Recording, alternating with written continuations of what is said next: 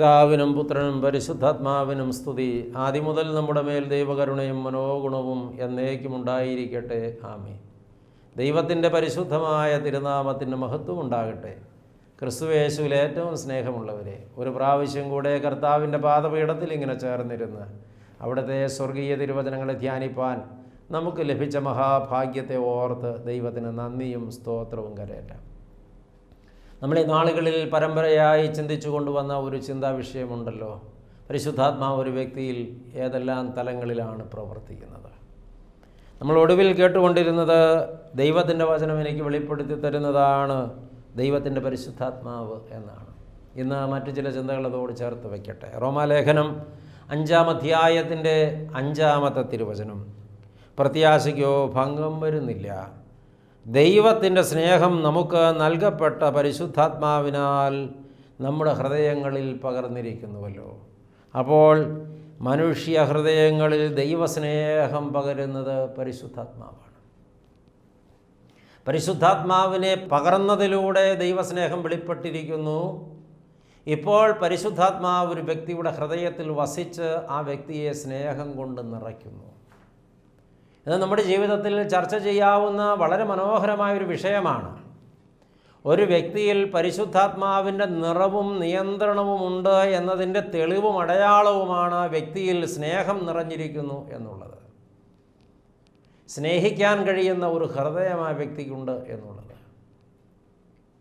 സ്നേഹിക്കാൻ ഒരു വ്യക്തിക്ക് കഴിയുന്നില്ലെങ്കിൽ ആ വ്യക്തി പരിശുദ്ധാത്മാവിൻ്റെ നിറവിലും നിയന്ത്രണത്തിലും അല്ല എന്നാണ് നാം മനസ്സിലാക്കേണ്ടത്.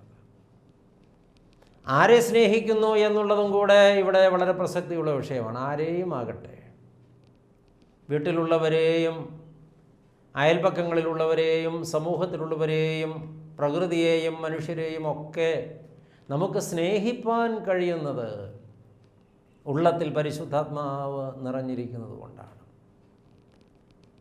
ഈ സ്നേഹത്തിൻ്റെ പ്രത്യേകത കൊരിന്ത്യർക്കുള്ള 1-ാം ലേഖനം 13-ാം അധ്യായത്തിൽ അപ്പോസ്തലനായ പൗലോസ് എഴുതിയിട്ടുണ്ട്. ദീർഘമായി ക്ഷമിക്കുന്നതാണ് സ്നേഹം, എല്ലാം പൊറുക്കുന്നതാണ് സ്നേഹം, ഒട്ടും സ്പർദ്ധയില്ലാത്തതാണ് സ്നേഹം. ഇങ്ങനെ ഒരുപാട് കാര്യങ്ങൾ, അതെല്ലാം വായിച്ച് ചർച്ച ചെയ്യാൻ പോയാൽ നമുക്ക് ഒരുപാട് സമയം അതേക്കുറിച്ച് പരിചിന്തനം ചെയ്യേണ്ടി വരും. മറ്റൊരിക്കലാകട്ടെ, അപ്പോൾ സ്നേഹം എന്നൊക്കെ നമ്മൾ പറയുന്നത് പലപ്പോഴും സ്വാർത്ഥതയിൽ നിന്നുടലെടുക്കുന്ന ഒരു വികാരമായിട്ടാണ് നമുക്ക് ഫീൽ ചെയ്തിട്ടുള്ളത്. അങ്ങനെയാണ് നമ്മൾ മറ്റുള്ളവരിലേക്ക് അത് ഫീൽ ചെയ്യിച്ചിട്ടുള്ളത്. നമ്മുടെ താല്പര്യങ്ങളൊക്കെ സംരക്ഷിക്കുന്നവരോട് നമുക്ക് ഇഷ്ടമാണ്, സ്നേഹമാണ്. എന്നാൽ നമ്മുടെ താല്പര്യങ്ങൾക്ക് വിരുദ്ധമായി അവരെപ്പോഴെങ്കിലും നിന്നാൽ അപ്പോൾ നമ്മുടെ വിധം മാറും. അപ്പോഴവിടെ ഉണ്ടായിരുന്നത് സ്നേഹമായിരുന്നില്ല എന്ന് തന്നെ വരില്ലേ? ഭാര്യാഭർത്താക്കന്മാർക്ക് തമ്മിൽ സ്നേഹമായിരുന്നു. ഇടയ്ക്ക് എപ്പോഴോ ഏതോ കാര്യത്തിന് അവർ തമ്മിൽ കലഹമുണ്ടായി, ഭിന്നതയുണ്ടായി. ആ ഭിന്നത കലഹമായി മാറി. അവർക്ക് പൊരുത്തപ്പെടാൻ പറ്റുന്നില്ല. ഭാര്യ പറയുന്നു, എനിക്ക് ഭർത്താവിനെ സ്നേഹിക്കാനേ കഴിയുന്നില്ല. ഭർത്താവ് പറയുന്നു, എനിക്ക് ഭാര്യയെ സ്നേഹിക്കാനേ കഴിയുന്നില്ല. കഴിഞ്ഞ നാളിൽ ഭാര്യാഭർത്താക്കന്മാർ തമ്മിൽ വഴക്കുണ്ടാക്കിയിട്ട് അവരെ ഒരുമിപ്പിക്കുവാൻ വേണ്ടി ശ്രമിച്ച ആൾ അവസാനം പറഞ്ഞു, നിങ്ങൾ രണ്ടുപേരും ഐകമത്യത്തിലെത്തണം, പരസ്പരം പൊരുത്തപ്പെടണം. അപ്പോൾ അതിലൊരാൾ പറഞ്ഞു, എനിക്ക് ഇയാളോട് ഭയങ്കര വെറുപ്പാണ്, കാണുന്നത് തന്നെ വെറുപ്പാണ്, ആ ശബ്ദം കേൾക്കുന്നത് പോലും വെറുപ്പാണ്. സ്നേഹത്തിൻ്റെ കണികയെങ്കിലും ഉള്ളിൽ ബാക്കിയുണ്ടെങ്കിൽ ഇത്തരം വാക്ക് പുറത്തു വരുമോ പ്രിയപ്പെട്ടവരെ? മനസ്സിൻ്റെ വാതിലടച്ച് കളഞ്ഞിട്ട് ഉള്ളിൽ പിശാചിന് ഇടം കൊടുത്തിട്ട് വലിയ കയ്പും വലിയ വെറുപ്പുമൊക്കെ ഉള്ളിൽ കൂട്ടിവെച്ചിട്ട് ആ ആൾ ഒരുപക്ഷെ മോശമായി പെരുമാറിയിട്ടുണ്ടാകാം, മുറിവുകൾ ഒരുപാട് കൊടുത്തിട്ടുണ്ടാകാം. എന്ന് വെച്ചാലും ഉള്ളിൻ്റെ ഉള്ളിൽ വിദ്വേഷവും വെറുപ്പും കയ്പും കൂടുകൂട്ടുന്നുവെങ്കിൽ പരിശുദ്ധാത്മാവ് ഇറങ്ങിപ്പോയി, പരിശുദ്ധാത്മാവിനെ ഇറക്കി വിട്ടു. പരിശുദ്ധാത്മാവിൻ്റെ നിറവിലല്ല ഉള്ളത്. എന്നിട്ടും ആളുകൾ കുമ്പസാരിക്കുന്നു, എന്നിട്ടും ആളുകൾ കുർബാന കൈക്കൊള്ളുന്നു, എന്നിട്ടും ആളുകൾ കൂട്ടായ്മകൾക്ക് പോകുന്നു, എന്നിട്ടും ആളുകൾ വചനപ്രഘോഷണം നടത്തുന്നു, എന്നിട്ടും ആളുകൾ വചനം കേൾക്കാൻ പോയിരിക്കുന്നു. പ്രിയപ്പെട്ടവരെ, എന്താണ് ഈ കാണുന്നതിൻ്റെയൊക്കെ അർത്ഥം? ഉള്ളിൻ്റെ ഉള്ളിൽ ഒരു യഥാർത്ഥ സമർപ്പണം കണ്ടെത്താതെ, സ്നേഹത്തിൻ്റെ ആത്മാവിൽ നിറയാൻ കഴിയാതെ, പരസ്പരം സ്നേഹിക്കാൻ കഴിയാതെ, പരസ്പരം പൊറുത്തും പരസ്പരം പൊരുത്തപ്പെട്ടും ജീവിക്കാൻ കഴിയാതെ നമ്മൾ നടത്തുന്ന ആത്മീക പ്രകടനങ്ങളൊന്നും നമുക്ക് പ്രയോജനപ്പെടില്ല. ലോകരെ ബോധ്യപ്പെടുത്താനാകും നമുക്ക്, പക്ഷെ ദൈവത്തെ ബോധ്യപ്പെടുത്താനാകില്ല. മിക്കപ്പോഴും ലോകത്തിൻ്റെ മുമ്പിൽ ആളുകൾ പിടിച്ചു നിൽക്കുന്നത് ന്യായീകരണങ്ങൾ പറഞ്ഞുകൊണ്ടാണ്. ഇന്ന് ചില സഹോദരിമാരുണ്ട്, അവരുടെ ഭർത്താവിനോട് അവർക്ക് ഭയങ്കര കയ്പും വെറുപ്പും പകയും വിദ്വേഷവുമാണ്. ഉള്ളിൽ അതങ്ങനെ കൂട്ടിവെച്ചിരിക്കുക. എന്നിട്ട് അവരെല്ലാ ധ്യാനയോഗങ്ങൾക്കും പോകും, അവിടെ ഇരുന്ന് നിറകണ്ണോടെ പ്രാർത്ഥിക്കും, കൗൺസിലിങ്ങിന് പോകും. എന്നിട്ട് അവർ ഭർത്താവ് അങ്ങനെയാണ് ഇങ്ങനെയാണ്, ഞാൻ എന്തുമാത്രം സഹിച്ചാണ് ജീവിക്കുന്നത്, എനിക്ക് വേണ്ടി പ്രാർത്ഥിക്കണം, ഞാൻ എൻ്റെ ജീവിതത്തിൽ സഹനം മാത്രമേ ഉണ്ടായിട്ടുള്ളൂ, എനിക്ക് എന്നും മുറിവുകളാണ്, എന്നെ സ്നേഹിക്കാൻ എനിക്ക് ആരുമില്ല, എന്നോട് ഒരു അനുകമ്പയും എൻ്റെ വീട്ടിൽ ആർക്കുമില്ല, എൻ്റെ ഭർത്താവ് ഭയങ്കര മൃഗീയമായിട്ടാണ് പെരുമാറുന്നത് എന്നൊക്കെ പറഞ്ഞ് സഹതാപത്തിന് വേണ്ടി നിലപാടെടുക്കുകയും, ഈ ധ്യാനഗുരു ആ സഹോദരി ഒരു വലിയ ഭക്തയാണ്, അവളുടെ ജീവിതം ഒരുപാട് സങ്കടക്കടലാണ് എന്നൊക്കെ മറ്റുള്ളവരോട് പ്രാർത്ഥനയ്ക്കായി പങ്കിടുകയും ഒക്കെ ചെയ്യുമ്പോൾ ഈ സഹോദരിയുടെ ഉള്ളിന് ഒരു കുഴപ്പമുണ്ട് പ്രിയപ്പെട്ടവരെ. ഈ മുറിവുകളൊക്കെ തന്ന ഭർത്താവിനോട് അവർക്ക് ക്ഷമിക്കാനോ പൊറുക്കാനോ കഴിയുന്നില്ല. അവർ ഈ പ്രാർത്ഥന പ്രാർത്ഥന പ്രാർത്ഥന എന്ന് പറഞ്ഞ് നടക്കുമ്പോൾ അവർ വീട്ടിൽ ഭർത്താവിനോട് ഒട്ടും സ്മൂത്തായിട്ട് പെരുമാറുന്നില്ല. ആ മനുഷ്യന് വേണ്ടി ആഹാരം രുചിയോടെ ഉണ്ടാക്കി വിളമ്പാൻ അവൾക്ക് കഴിയുന്നില്ല. ആ മനുഷ്യനോട് സ്നേഹത്തോടെ പെരുമാറാൻ അവൾക്ക് കഴിയുന്നില്ല. യഥാർത്ഥത്തിൽ അവളുടെ ഉള്ളിൽ പരിശുദ്ധാത്മാവ് ഉണ്ടെങ്കിൽ അവൾ ഇപ്രകാരം ഭർത്താവിൻ്റെ കുറ്റം പറഞ്ഞ് ധ്യാന കേന്ദ്രങ്ങളിൽ അലഞ്ഞു നടക്കുകയല്ല വേണ്ടത്. അയാളോട് ക്ഷമിച്ചും പൊറുത്തും സഹിച്ചും ദൈവത്തിൻ്റെ ആത്മാവ് തൻ്റെ ഉള്ളിലുണ്ടെന്ന് സാക്ഷ്യപ്പെടുത്തി അയാൾക്ക് വേണ്ടി പ്രാർത്ഥിച്ചും അയാളെ നേടുവാനാണ് പരിശ്രമിക്കേണ്ടത്. ഇതുപോലെ ചില ഭർത്താക്കന്മാരുമുണ്ട്. ഭാര്യയോട് തീർത്താൽ തീരാത്ത കയ്പാണ്, വെറുപ്പാണ്, പകയാണ്, വിദ്വേഷമാണ്. അവരിങ്ങനെ ധ്യാന കേന്ദ്രങ്ങളിലേക്കൊന്നും ആയിരിക്കില്ല പലപ്പോഴും പോകുന്നത്. ചിലരങ്ങനെ പോകുന്നുണ്ട്. ചിലർ പോകുന്നത് ഷാപ്പിലേക്കായിരിക്കും. അവിടെ ഇരുന്ന് മൂക്കറ്റം കുടിച്ചിട്ട് കൂടെ ഇരുന്ന് കുടിക്കുന്നവരോട് ഭാര്യയെക്കുറിച്ച് പറയുമ്പോൾ വളരെ മോശം സ്വഭാവമുള്ളവളാണ്, എന്നെ അവൾക്ക് യാതൊരു വിലയുമില്ല, എന്നോട് അവൾ ഒട്ടും മാനം കാണിക്കുന്നില്ല, എന്നോട് അവൾ ചെയ്യുന്നത് ദുഷ്ടത മാത്രമാണ്, അവൾ എന്നെ വല്ലാതെ അപമാനിക്കുന്നു എന്നിങ്ങനെ പറഞ്ഞ് മറ്റുള്ളവരുടെ മുമ്പിൽ ഭാര്യയെ അപമാനിക്കുന്ന ഭർത്താവിൻ്റെ ഉള്ളിൽ പരിശുദ്ധാത്മാവ് ഇല്ലല്ലോ. ഇനി പ്രാർത്ഥിക്കാൻ പോകുന്നു അല്ലെങ്കിൽ ധ്യാന കേന്ദ്രങ്ങളിൽ പോകുന്നുവെന്ന് പറയുമ്പോൾ പോലും ഏത് ധ്യാനഗുരുവിനെ കണ്ടാലും തൻ്റെ ഭാര്യയുടെ സ്വഭാവ ദൂഷ്യത്തെക്കുറിച്ചോ അവളുടെ സ്നേഹമില്ലായ്മയെക്കുറിച്ചോ അവളുടെ കരുതലില്ലായ്മയെക്കുറിച്ചോ ഒക്കെ പറഞ്ഞ് തൻ്റെ ഭാര്യയെ പ്രതിക്കൂട്ടിൽ നിർത്തി സ്വയം നീതീകരിക്കുന്ന ഭർത്താവ് എങ്ങനെയാണ് പ്രിയപ്പെട്ടവരെ പരിശുദ്ധാത്മ നിയന്ത്രണത്തിലാകുന്ന ഒരു വ്യക്തിയാണെന്ന് പറയുന്നത്?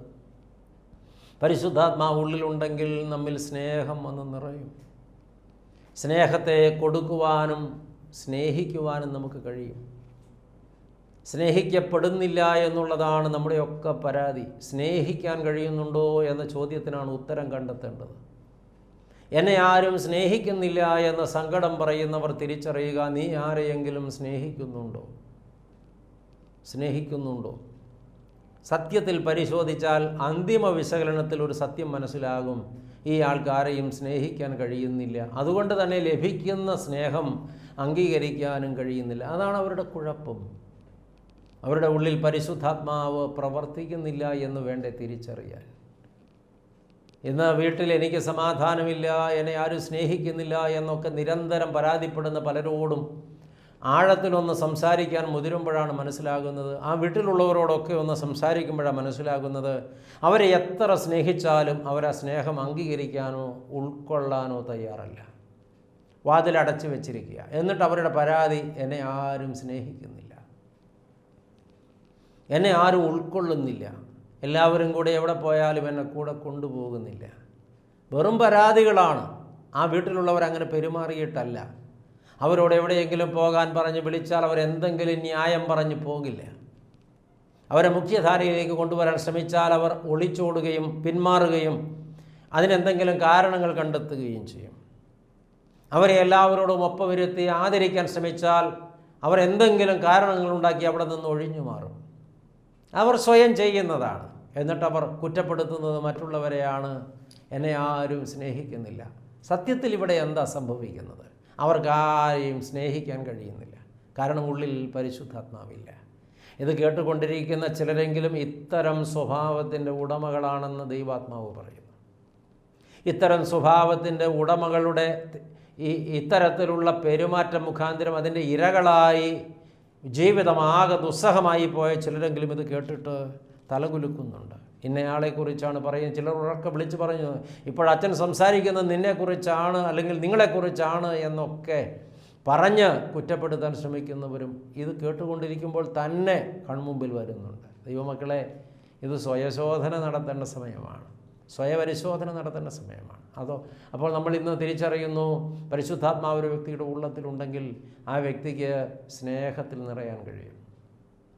അപ്പോൾ മാത്രമേ സ്നേഹിക്കപ്പെടാനും സ്നേഹിക്കാനും കഴിയുന്ന ഒരവസ്ഥയിൽ ആളെത്തുകയുള്ളൂ. വീണ്ടും റോമാലേഖനം 8-ാം അധ്യായത്തിൻ്റെ 11-ാമത്തെ തിരുവചനത്തിൽ, യേശുവിനെ മരിച്ചവരിൽ നിന്ന് ഉയർപ്പിച്ചവൻ്റെ ആത്മാവ് നിങ്ങളിൽ വസിക്കുന്നുവെങ്കിൽ ക്രിസ്തുയേശുവിനെ മരണത്തിൽ നിന്ന് ഉയർപ്പിച്ചവൻ നിങ്ങളിൽ വസിക്കുന്നതിൻ്റെ ആത്മാവിനെ കൊണ്ട് നിങ്ങളുടെ മർത്യ ശരീരങ്ങളെയും ജീവിപ്പിക്കും. അപ്പോൾ പരിശുദ്ധാത്മാവ് ഒരാളുടെ മർത്യ ശരീരങ്ങളെ ജീവിപ്പിക്കും.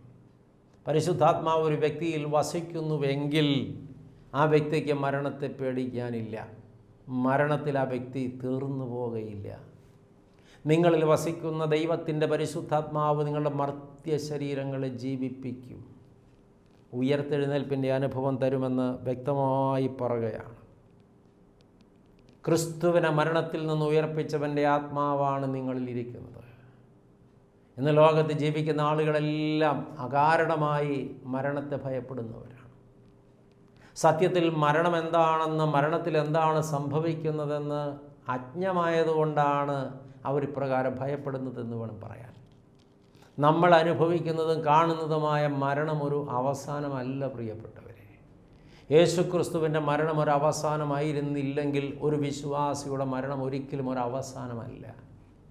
യേശുക്രിസ്തുവിൻ്റെ മരണാനന്തരം 3-ാം നാളിൽ അവൻ മരണത്തെ ജയിച്ച് ഉയർത്തെഴുന്നേറ്റുവെങ്കിൽ യേശുവിനെ ധരിച്ച സകലരും, യേശുവിനെ പ്രാപിച്ച സകലരും, യേശുവിലായിത്തീർന്ന സകലരും, യേശുവിൽ വിശ്വസിക്കുന്ന സകലരും ഇതുപോലെ പുനരുത്ഥാനം ചെയ്യും. പുനരുത്ഥാനം ചെയ്യുന്നത് ദൈവത്തിൻ്റെ പരിശുദ്ധാത്മാവാണ്. അവൻ നമ്മുടെ മർത്യ ശരീരങ്ങളെ ജീവിപ്പിക്കും. പ്രിയ ദൈവമക്കളെ, ഇതിന് 2 തലങ്ങളിലൂടെ നമുക്ക് വ്യാഖ്യാനിച്ചെടുക്കാൻ പറ്റും. നമ്മൾ ജഡത്തിൽ വസിച്ചിരിക്കുമ്പോൾ തന്നെ ജഡപരമായ പാപാസക്തികളിൽ പെട്ട് നമ്മളിൽ ആത്മീക മരണങ്ങൾ സംഭവിക്കുന്നുണ്ട്. പാപാസ്വാദനങ്ങൾക്ക് ജീവിതം പണയപ്പെടുത്തുന്ന ഏത് വ്യക്തിയിലും സംഭവിക്കുന്നത് ആത്മീകമായ മരണമാണ്. എന്നാൽ ഉള്ളിൽ വസിക്കുന്ന പരിശുദ്ധാത്മാവ് ആ വ്യക്തിയെ വീണ്ടും ജീവിപ്പിക്കും. അങ്ങനെ ദൈവാത്മാവിൻ്റെ ശക്തമായ ഇടപെടൽ മുഖാന്തിരം പാപത്തിൽ വീണ് നാശയോഗ്യരായിപ്പോയ അനേകർ ഉയർത്തെഴുന്നേറ്റവരെ പോലെ പുതിയ മനുഷ്യരായി തീർന്നിട്ടുണ്ട്.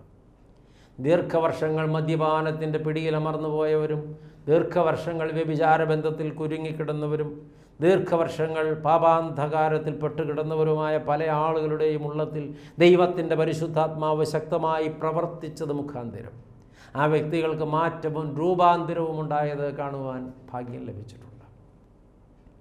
പ്രിയപ്പെട്ടവരെ, ദൈവാത്മാവ് ഒരു വ്യക്തിയിൽ പ്രവർത്തിച്ചാൽ ആ വ്യക്തിക്ക് മാറ്റം വരും.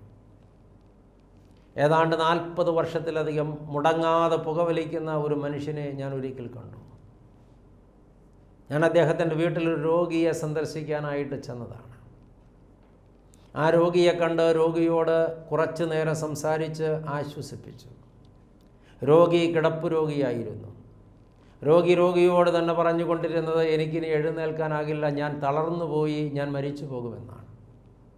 പക്ഷേ 20 മിനിറ്റിൽ താഴെ മാത്രം അവിടെ ഇരുന്ന് സംസാരിച്ച സംസാരവേളയിൽ ആ വ്യക്തിയിൽ പരിശുദ്ധാത്മാവിൻ്റെ വലിയ പ്രവർത്തനവും പ്രചോദനവും ഉണ്ടായിട്ട് ഇനി എനിക്കൊരു ജീവിതമില്ലെന്ന് സ്വയം വിധിച്ച് മരണം കാത്ത് രോഗശയ്യയിൽ കിടന്ന രോഗി എഴുന്നേൽക്കാൻ തയ്യാറായി. ഈ മനുഷ്യൻ അതിന് ദൃക്സാക്ഷിയാണ്. ആ രോഗി എഴുന്നേറ്റിരുന്നു, രോഗിയുടെ ശിരസിൽ കൈവച്ച് പ്രാർത്ഥിച്ചു. മരിക്കുന്നെങ്കിൽ മരിക്കട്ടെ, ജീവിക്കുന്നെങ്കിൽ ജീവിക്കട്ടെ, പക്ഷേ മരിച്ചാലും ജീവിച്ചാലും ഞാൻ കർത്താവിനുള്ളതാണ് എന്ന ഉറപ്പോടെ ഊർജ്ജസ്വലയായി ഇരിക്കണമെന്ന് രോഗിയോട് പറഞ്ഞു. രോഗി പറഞ്ഞു, ഇനി ഞാനിങ്ങനെ തളർന്നു കിടക്കില്ല, എൻ്റെ ജീവിതത്തിൽ നടപ്പാകേണ്ടത് ദൈവഹിതമാണ്, ഞാൻ അതിനെന്നെ സമർപ്പിക്കുന്നു എന്ന് ഉല്ലാസത്തോട് സന്തോഷത്തോട് രോഗിയിരിക്കുകയാണ്. നാളുകളായി ചിരിച്ചിട്ടില്ല, സന്തോഷത്തോടെ പെരുമാറിയിട്ടില്ല, എഴുന്നേറ്റിരിക്കാൻ മനസ്സ് വെച്ചിട്ടില്ല. ദൈന്യതയാർന്ന മുഖത്തോടെ കിടന്ന രോഗി വലിയ പ്രത്യാശയോടും പ്രതീക്ഷയോടും ഇരിക്കുന്നതാണ് ഈ മനുഷ്യൻ കാണുന്നത്. തിരിഞ്ഞ് ഈ മനുഷ്യൻ്റെ നേരെ വന്നപ്പോൾ ആ മനുഷ്യനോടൊരു കാര്യം പറയണമെന്ന് തോന്നി. സ്നേഹിത, എത്ര വർഷമായി താങ്കൾ പുകവലിക്കുന്നു? അയാൾ ഞെട്ടിപ്പോയി. അയാൾ പറഞ്ഞു, അച്ഛാ, ഞാൻ ഏതാണ്ട് 10-40 വർഷമായി, എൻ്റെ കുഞ്ഞു പ്രായത്തിലൊക്കെ തുടങ്ങിയതാണിത്. ഇപ്പോൾ പ്രായമേറെ കടന്നു പോയില്ലേ, ശരീരം ഒരുപാട് ദുർബലമായില്ലേ, നോക്ക്, ഇനിയെങ്കിലും ദൈവാത്മാവിനെ ദുഃഖിപ്പിക്കരുത്. താങ്കളുടെ ഉള്ളിൽ ദൈവത്തിൻ്റെ പരിശുദ്ധാത്മാവ് വസിക്കുന്നുണ്ട്. ഈ സ്വഭാവം അങ്ങ് അവസാനിപ്പിക്കണം. അച്ഛൻ നിർബന്ധിച്ചിട്ട് ഇനി ഞാൻ വലിക്കില്ല അച്ഛാ എന്ന് അച്ഛനോട് പറഞ്ഞു വിടണ്ട. എന്നോടൊരു വാക്കും പറയണ്ട, ദൈവത്തോട് മറുപടി പറയണം. ദൈവത്തോട്. ഇത്രയും പറഞ്ഞ് അച്ഛൻ പോകുന്നു. പിന്നീട് മനസ്സിലാക്കുന്ന പ്രിയപ്പെട്ടവരെ, ജീവിതത്തിൽ പിന്നീട് ഒരിക്കലും ആ മനുഷ്യൻ പുകവലിച്ചിട്ടില്ല. പുകവലിക്കാൻ അയാൾക്ക് തോന്നിയിട്ടില്ലെന്നാണ് അയാൾ പറയുന്നത്. അങ്ങനെ ഒരു ആഗ്രഹമേ അന്ന് അയാളിൽ നിന്ന് പോയി. ദൈവാത്മാവ് ഉള്ളിൽ പ്രവർത്തിച്ചപ്പോൾ അയാളുടെ മർത്തി ശരീരം ജീവിച്ചതാണ് കണ്ടത്. അയാളുടെ ആത്മീക മനുഷ്യന് ജീവൻ വെച്ചതാണ് കണ്ടത്. അയാൾ ഉയർത്തെഴുന്നേറ്റതാണ് കണ്ടത്.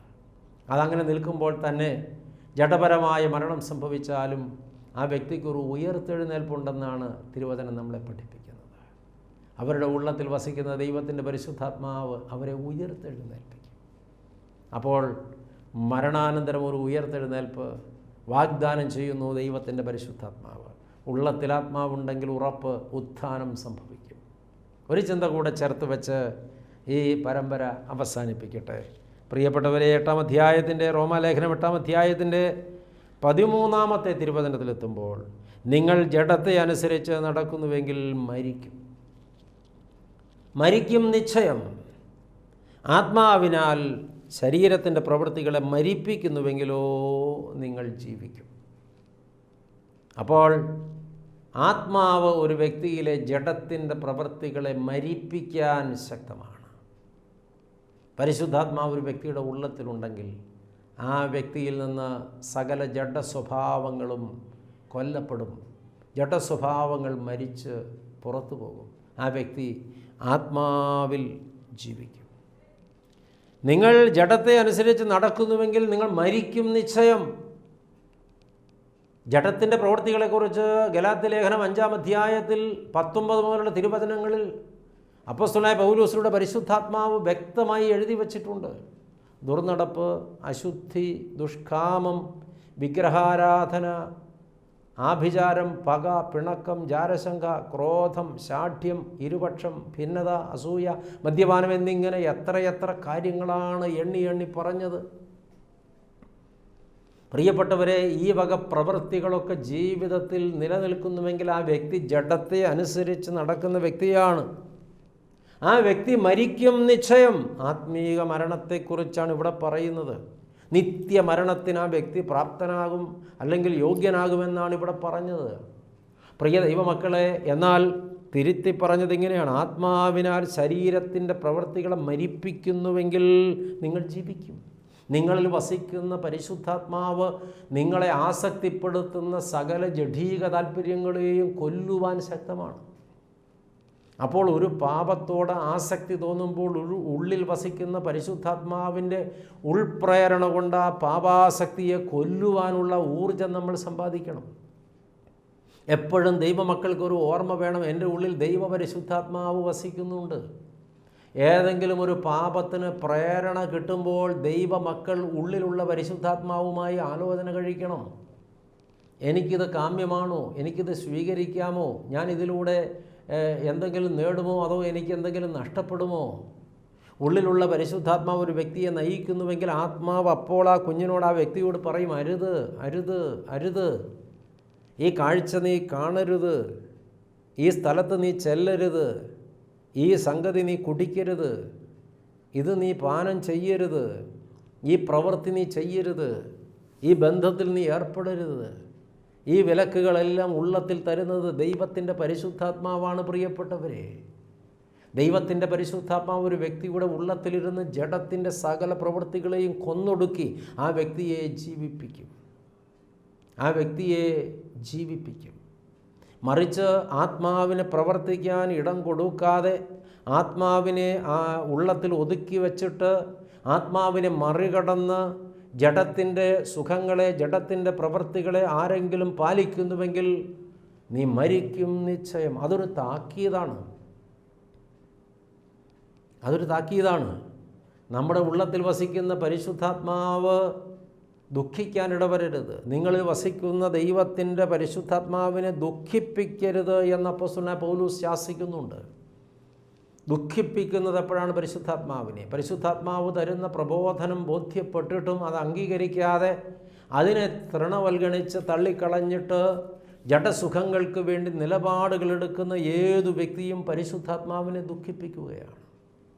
പ്രിയമുള്ളവരെ, നമ്മൾ നമ്മുടെ ജീവിതത്തെ വളരെ കരുതലോടെ സൂക്ഷ്മതയോടെ ചിട്ടപ്പെടുത്തണം. ദൈവാത്മാവ് ഇന്ന് നമ്മളെ കേൾപ്പിച്ചത് 3 മനോഹരമായ ചിന്തകളാണ്. ദൈവാത്മാവ് ഒരു വ്യക്തിയുടെ ഉള്ളത്തിലുണ്ടെങ്കിൽ ആ വ്യക്തി ദൈവസ്നേഹത്തിൽ നിറയുന്നു. ആ വ്യക്തിക്ക് എല്ലാവരെയും സ്നേഹിക്കുവാൻ കഴിയുന്നു. ആ വ്യക്തി തന്നെ സ്നേഹിക്കുന്നവരുടെ സ്നേഹം തിരിച്ചറിയുന്നു. ആത്മാവ് ഉള്ളിലില്ലെങ്കിൽ ഇത് സംഭവിക്കില്ല. രണ്ടാമത് കേട്ടത്, ഒരു വ്യക്തിയിൽ ദൈവത്തിൻ്റെ പരിശുദ്ധാത്മാവ് വസിക്കുന്നുവെങ്കിൽ ആ വ്യക്തിയുടെ മർത്യ ശരീരങ്ങളെ ദൈവാത്മാവ് ജീവിപ്പിക്കുന്നു. ആ വ്യക്തിയിലുള്ള ജഡീക മരണത്തിൻ്റെ ആത്മീക മരണത്തിൻ്റെ അവസ്ഥയിൽ നിന്നൊക്കെ ആ വ്യക്തിക്ക് ജീവൻ പകരുന്നതാണ് ദൈവത്തിൻ്റെ പരിശുദ്ധാത്മാവ്. പരിശുദ്ധാത്മാവിനാൽ നയിക്കപ്പെടുന്ന വ്യക്തി ആത്മീക ജീവൻ, ഉത്ഥാനത്തിൻ്റെ അനുഭവത്തിൽ ജീവിക്കും. വീണ്ടും നാം കേട്ടത്, ഒരു വ്യക്തിയിൽ ദൈവത്തിൻ്റെ പരിശുദ്ധാത്മാവ് വസിക്കുന്നുവെങ്കിൽ ആ വ്യക്തിയിലെ ജഡസ്വഭാവങ്ങളെയെല്ലാം പരിശുദ്ധാത്മാവ് മരിപ്പിക്കും, കൊല്ലും. ആ വ്യക്തിക്ക് ആത്മീക സ്വഭാവങ്ങൾ മികച്ചു വരും, ജ്വലിച്ചു വരും. ആത്മീക സ്വഭാവങ്ങൾ, ആത്മാവിൻ്റെ ഫലങ്ങൾ ആ വ്യക്തിയിലുണ്ടാകും. സന്തോഷമുണ്ടാകും, സമാധാനമുണ്ടാകും, സ്നേഹമുണ്ടാകും, ദീർഘക്ഷമയുണ്ടാകും, പരോപകാരപ്രിയമുണ്ടാകും, ദയയുണ്ടാകും, മനസ്സലിവുണ്ടാകും, ആത്മസംയമനമുണ്ടാകും. ഇങ്ങനെ ഒരു പിടി ആത്മീക ഫലങ്ങൾ ആ വ്യക്തിയിലുണ്ടാകും. പരിശുദ്ധാത്മാവ് ഒരു വ്യക്തിയിൽ വസിക്കുന്നുവെങ്കിൽ മാത്രം. ഇല്ലെങ്കിൽ ഇതൊന്നും പ്രതീക്ഷിക്കാനൊക്കില്ല. നമ്മുടെ ഉള്ളത്തിൽ ദൈവാത്മാവുണ്ടെന്ന് ഈ നാളുകളിൽ നമുക്ക് ഉറപ്പ് വരുത്താൻ പ്രിയപ്പെട്ടവരെ. ഉള്ളിൽ വസിക്കുന്ന ദൈവപരിശുദ്ധാത്മാവിൻ്റെ നടത്തിപ്പിൻ്റെ വെളിച്ചത്തിൽ ആത്മീക വിജയം സമ്പാദിക്കാൻ പ്രിയപ്പെട്ടവരെ. ഈ വചനം നമ്മൾ ധ്യാനിക്കുന്നതിലൂടെ നമ്മുടെ ആധ്യാത്മിക ജീവിതം വലിയ ധന്യതയും അനുഗ്രഹവും പ്രാപിക്കട്ടെ. ദൈവം എല്ലാവരെയും അനുഗ്രഹിക്കട്ടെ. നമുക്ക് പ്രാർത്ഥിക്കാം. സ്നേഹവാനായ ദൈവമേ, സ്വർഗസ്ഥ പിതാവേ, ഭാഗ്യകരമായ ഈ നല്ല സമയത്തിനായി നന്ദിയോടെ സ്തോത്രം. ഒരു വ്യക്തിയുടെ ഉള്ളത്തിൽ ദൈവപരിശുദ്ധാത്മാവ് വസിക്കുന്നുവെങ്കിൽ ആ വ്യക്തിക്ക് എന്തെല്ലാം അനുഭവങ്ങളാണ് ഉണ്ടാവുക എന്ന് ഒരു പരമ്പരയായി അവിടുന്ന് ഞങ്ങൾ കേൾപ്പിച്ചു കൊണ്ടിരുന്നല്ലോ. ദൈവമേ, ഞങ്ങൾക്ക് സ്നേഹിക്കാൻ കഴിയണമെങ്കിൽ, സ്നേഹിക്കപ്പെടുമ്പോൾ അത് തിരിച്ചറിയാൻ കഴിയണമെങ്കിൽ, സ്നേഹം അനുഭവിക്കാൻ കഴിയണമെങ്കിൽ ഞങ്ങളുടെ ഉള്ളിൽ പരിശുദ്ധാത്മാവ് വേണമെന്ന് ഞങ്ങളെ കേൾപ്പിച്ചല്ലോ. ആത്മീക മരണത്തിൽ നിന്നും ജഡീക മരണത്തിൽ നിന്നും ഞങ്ങൾക്ക് പുനരുത്ഥാനം സാധ്യമാകണമെങ്കിൽ പരിശുദ്ധാത്മാവ് ഞങ്ങളുടെ ഉള്ളത്തിലുണ്ടാകണമെന്ന് ഞങ്ങളെ കേൾപ്പിച്ചല്ലോ. കർത്താവേ, ഞങ്ങളുടെ ജഡത്തിലെ മോഹങ്ങളെ മരിപ്പിക്കുവാൻ, അങ്ങനെ ഞങ്ങളെ ആത്മാവിൽ ജ്വലിപ്പിക്കുവാൻ പരിശുദ്ധാത്മാവ് ഞങ്ങളുടെ ഉള്ളത്തിലുണ്ടാകണമെന്ന് ഞങ്ങളെ കേൾപ്പിച്ചല്ലോ. ഈ കേട്ട ചിന്തകൾ ഉള്ളത്തിൽ സ്വീകരിച്ച് പരിശുദ്ധാത്മാവ് ഉള്ളത്തിലുള്ളവരാണെന്ന് ഉറപ്പ് വരുത്തി ആത്മാവിനാൽ നയിക്കപ്പെടുന്ന ഭാഗ്യകരമായ ജീവിതം നയിപ്പാൻ ഞങ്ങൾക്ക് കൃപ തരുമാറാകണമെന്ന് പ്രാർത്ഥിക്കുന്നു. അവിടുത്തെ ദിവ്യപരിപാലനം ഞങ്ങളെല്ലാവരോടും കൂടെ എല്ലാ നാളും ഇരിക്കണമേ. പരിശുദ്ധാത്മാവെ, ഞങ്ങളിൽ വസിച്ച് ഞങ്ങളെ നടത്തണമേ. പ്രാർത്ഥന കേട്ടതുകൊണ്ട് സ്തോത്രം. ഞങ്ങൾ നിനക്കും ഏകജാതനും പരിശുദ്ധാത്മാവിനും സ്തുതിയും സ്തോത്രവും സമർപ്പിക്കുന്നു, ഇപ്പോഴും എപ്പോഴും എന്നേക്കും തന്നെ. ആമേൻ.